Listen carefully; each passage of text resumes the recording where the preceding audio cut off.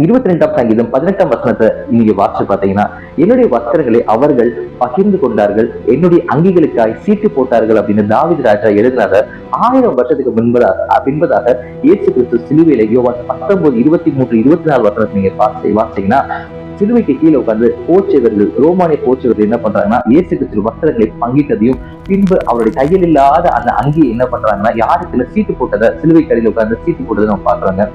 இந்த 1000 வருஷத்துக்கு முன்பதாய் தீர்க்க தரிசனமாய் இயேசு கிறிஸ்து குறித்து எழுதப்பட்ட அந்த வேத வாக்கியத்தை இயேசு கிறிஸ்து தமது வேதனைகளின் மத்தியிலும் அந்த ஒவ்வொரு வார்த்தை கூட பிசகாமல் அது தேவனுடைய தீர்க்க தரிசனத்தை நிறைவேற்றுவதை நீங்க பார்க்கலாங்க.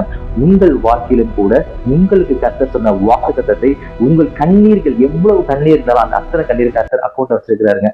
உங்கள் துன்பங்களை கர்த்தர் அக்கௌண்ட்ல வச்சிருக்கிறாங்க. உங்கள் துன்பங்களுக்கு ஏற்றவாறு இரட்டிப்பான ஒரு மகிழ்ச்சியை கர்த்தர் தருவதற்கு ஆயத்தமாயிருக்கிறார். உங்கள் கண்ணீர்களை அவர் எண்ணி இருக்கிறார். உங்களுக்கான தீர்க்க தரிசன நிறைவேற்றுதலை கர்த்தர் உங்களுடைய எதிரிகளை கொண்டே நிறைவேற்றுவார். அங்க பாருங்களேன், போற்றியவர்கள் அந்த தேவ வாக்கியம், தேவ வசனம் நிறைவேற்றுதல் நடக்குதுன்றத அவங்களுக்கே தெரியாம தேவன் மிக துல்லியமாய் தமது திட்டத்தை சிலுவையின் கீழே அரங்கேற்றிக் கொண்டிருந்தார். சோ உங்கள் வாழ்க்கையில கர்த்தர் உங்கள் எதிரிகளை கொண்டு என்ன பண்ணுவார் அப்படின்னா, உங்களுக்கான திட்டத்தை செயல்படுத்த வல்லவராய் இருக்கிறார். யாருக்கு இந்த அங்கி என்ற சீட்டு போட்டார்கள்?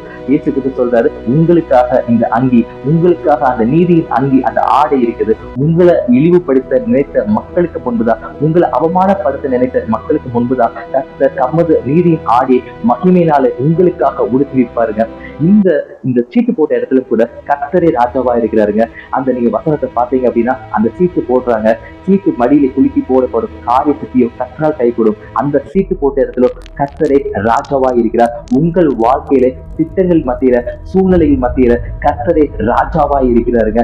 உங்கள் வழக்கில, உங்களுக்கு விரோதமா இருக்கிற வழக்குகள் மத்தியிலையும் கர்த்தரே ராஜாவா இருக்கிறார். சோ கர்த்தர் உங்கள் பட்சத்திலே இருக்கும் பொழுது உங்களுக்கு விரோதமா இருப்பவன் யார்?